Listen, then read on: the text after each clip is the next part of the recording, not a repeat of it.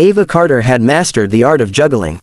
Not flaming batons or glittering circus pins, she wasn't that kind of performer, but the invisible kind of juggling that single mothers everywhere learn by necessity: work deadlines, school schedules, grocery lists, and the occasional emotional meltdown, hers or her 6-year-old's, depending on the day. That Thursday evening, she was running on 2 hours of sleep, 3 cups of coffee, and the faint optimism that maybe, just maybe, her laptop would survive one more month without dying mid-report. Her small apartment smelled faintly of reheated chicken nuggets and cinnamon shampoo from Emma's bath earlier. The living room was a battlefield. Lego bricks scattered like mines, abandoned coloring books sprawled open, and a forlorn Barbie missing an arm leaning against the couch cushion like she'd just fought in a war. "Mommy, one more story," Emma pleaded from the couch, pajama-clad and clutching her stuffed bunny. Ava glanced at the clock. 8:47 p.m. If she started another story now, she'd be racing against the clock to finish the quarterly shipment report for Hart & Company, the luxury interior design firm that paid her just enough to keep the lights on. But Emma's wide brown eyes had a gravitational pull. "One more," Ava said, sinking down beside her daughter. But then straight to bed. The story, about a brave mouse who tricked a hawk, ended with Emma giggling sleepily. Ava knew her daughter wouldn't stay awake much longer. Bedtime always ended the same way, Emma giving a sweet little, "Good night, Daddy," voice note to send to her father, who lived 3 states away. "Ready," Ava said, unlocking her phone and pulling up the message thread with her ex-husband. Emma leaned close to the microphone. "Good night, Daddy," she said in a small, sleepy voice. She grinned, proud of her delivery. "Perfect," Ava said, smiling faintly. She tapped the send button without looking too closely. She'd done it dozens of times before, then tucked the phone away and ushered Emma to bed. By the time Ava returned to the living room, the apartment was quiet except for the hum of her ancient laptop fan. She sank into her chair, stretching her neck, and began hammering out the last section of the report. Shipment delays from the Milan office, updated quotes from the supplier. Ping. She glanced at her phone, expecting a reminder email. Instead, her stomach dropped. "Michael Hart. Say that again." Ava blinked at the message, confused for a moment. Then she tapped the thread open. Her blood ran cold. Right there, at the bottom of her chat with Michael Hart, CEO of Hart & Company, her boss's boss, the man she'd seen strike fear into seasoned executives, was Emma's soft little, "Good night, Daddy." "Oh no," she whispered. She scrambled to make sense of it. She must have been in Michael's chat earlier in the day, probably discussing the Milan shipment delay, and never closed it. So when she recorded Emma's bedtime message, it hadn't gone to her ex-husband at all. It had gone to Michael Hart. Her thumb hovered over the screen, panic buzzing in her veins. She started typing. "Ava, that was my daughter. Wrong chat. Very sorry." She paused, frowned. "Too stiff." She deleted it and tried again. "Ava, oh my gosh, so sorry, that was meant for her father. Please ignore." Before she could send it, 3 gray dots appeared. She froze. "Michael, so you call me Daddy now?" Ava's mouth fell open. No, this couldn't be happening. Michael Hart wasn't known for jokes. He was known for 30-minute meetings that felt like interrogations, perfectly tailored suits, and eyes like steel that could slice through excuses. Was he teasing her, or was this some kind of test?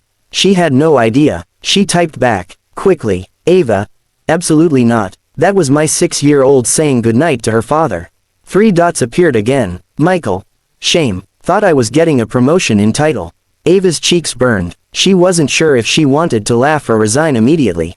This was uncharted territory. She'd never seen Michael be anything other than strictly professional, and now here he was, making dad jokes.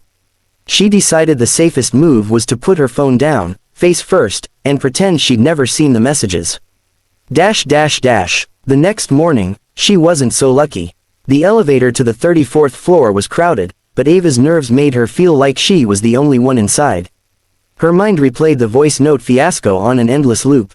She'd imagined all kinds of worst-case scenarios: Michael calling her into his office to discuss communication boundaries, our scheduling a mysterious check-in, or him simply never looking at her the same way again. The weekly Friday briefing was in the glass-walled conference room at the end of the hall.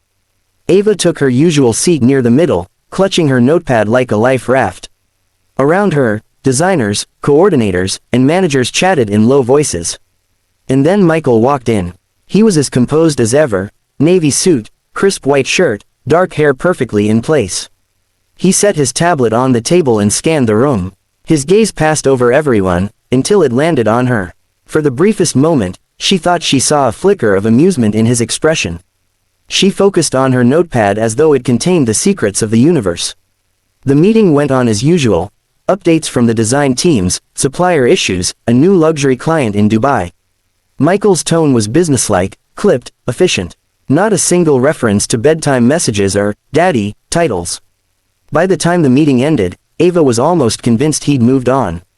Almost. At lunch, her phone buzzed. Michael. Hope you finished your report last night. Didn't mean to distract you. She sighed, typing back. Ava. Report was finished. And you didn't distract me. After a pause, she added. Ava.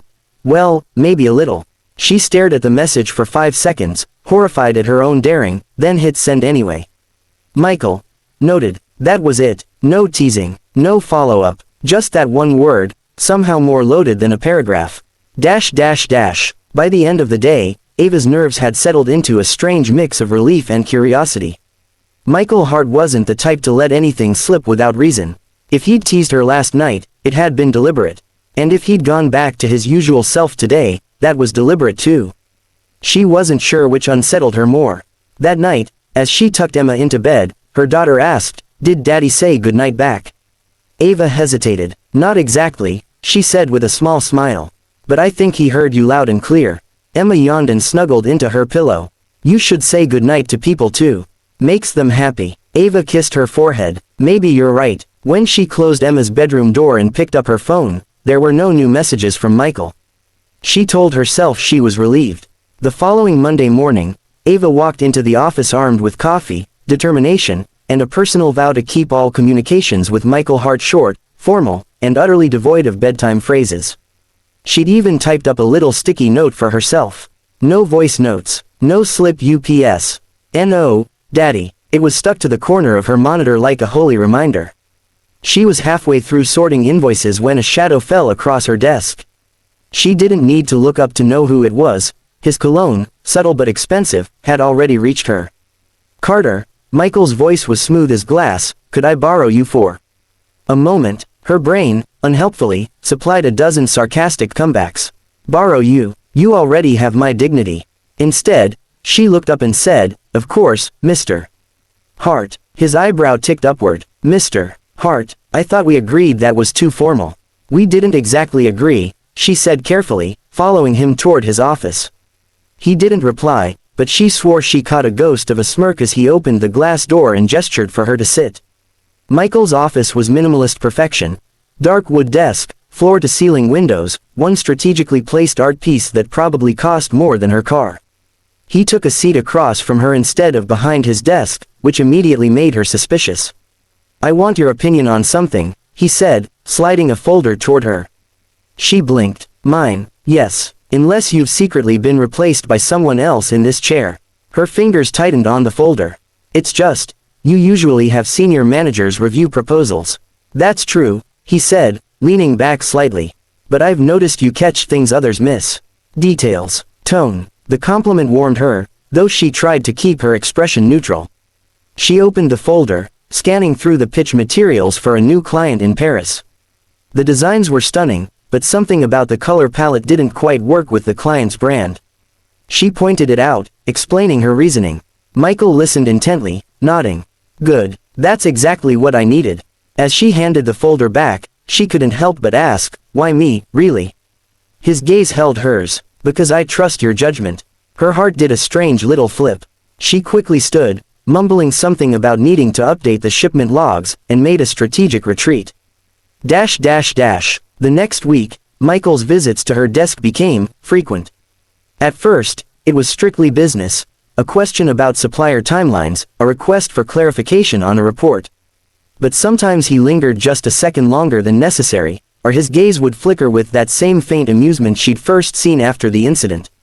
By Wednesday, she'd noticed a pattern. He always found a reason to stop by within an hour of her arriving in the morning. Sometimes it was under the guise of checking in, other times he brought her coffee, black, no sugar, exactly how she liked it. She never remembered telling him that. It was equal parts flattering and unnerving. One evening, the office was nearly empty when Ava finished compiling a budget forecast. She was slipping her laptop into her bag when Michael appeared in the doorway.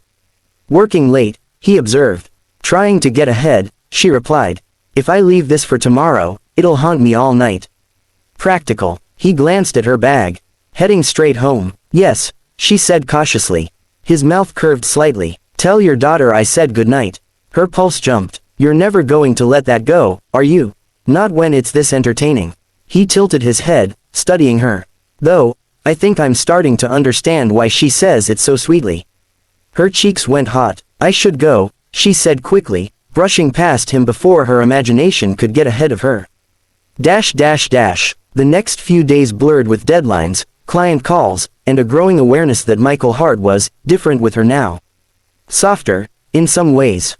More teasing, definitely, but also more attentive. Once, during a team lunch, she mentioned Emma's fascination with art, and Michael asked thoughtful questions, what kind of art, whether she'd ever visited the museum downtown, if she liked painting or drawing. He remembered her answers days later, referencing them in passing. It was unsettling how much he listened.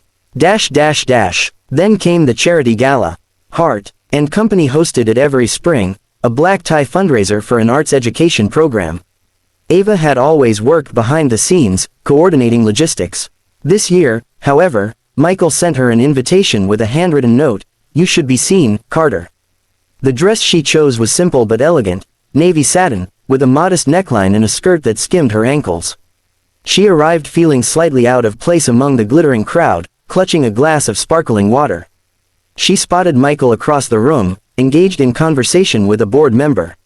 His suit was tailored to perfection, the silver at his temples catching the light. When his gaze found hers, it lingered. He excused himself and made his way over. "You clean up well," he said, his eyes sweeping over her in a way that made her both self-conscious and strangely powerful. "Thanks. You too." She gestured at the crowd. "Busy night for you." "Not too busy," he said. "Dance with me." She blinked. "You, dance." He offered his hand. "Try me." The band was playing a slow jazz number. On the dance floor, Michael's hand settled lightly at her waist, his other guiding hers. He moved with quiet confidence, his gaze never leaving her face.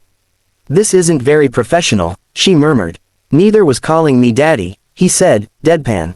She choked on a laugh, nearly stepping on his shoe. "You're impossible. And yet," he said softly, "you're still here." The night ended without incident, but Ava left with her thoughts tangled. Michael wasn't just teasing anymore, there was something deliberate in his attention, a steady pull she wasn't sure she wanted to resist. A week later, it happened again. Late at night, her laptop open, Emma insisting on sending her father a voice note. Ava double-checked the chat thread this time, twice, before hitting send. When she picked up her phone the next morning, there was a new message from Michael. "Michael. No good night for me." Her breath caught. She typed before she could talk herself out of it. "Ava. Good night, Michael." His reply came almost instantly. "Michael. Closer. But you can do better." She stared at the screen, half exasperated, half smiling. She didn't answer. Not yet. The following Friday, she walked into his office to drop off the finalized client pitch. He was at his desk, but when he looked up, there was something different in his expression, a softness, almost. "Got a minute?" he asked. She hesitated. "Sure." He gestured for her to sit. "I know I tease you. Probably more than I should. But I want you to know, I value what you do here. You've made this place run smoother in ways most people don't see." She blinked, caught off guard. "Thank you. That means a lot." He smiled faintly. "And, for the record, I never minded that first voice note." Her pulse skipped, "Even though it wasn't meant for you." "Especially because it wasn't," he said. "It was real. And I don't get a lot of real in this job." Something in his tone made her chest tighten. She held his gaze for a moment longer than she meant to, then stood. "I should let you get back to work." As she reached the door, he called after her. "Carter." She turned. "Good night," he said. It was morning, but somehow, she knew exactly what he meant. Later that night, as she tucked Emma into bed, her daughter mumbled sleepily, "Good night, Mommy." Ava kissed her forehead. "Good night, baby." When she stepped into the kitchen, She picked up her phone and opened Michael's chat. She hesitated for a long moment, then hit record. Her voice was soft, almost amused. "Good night, Daddy."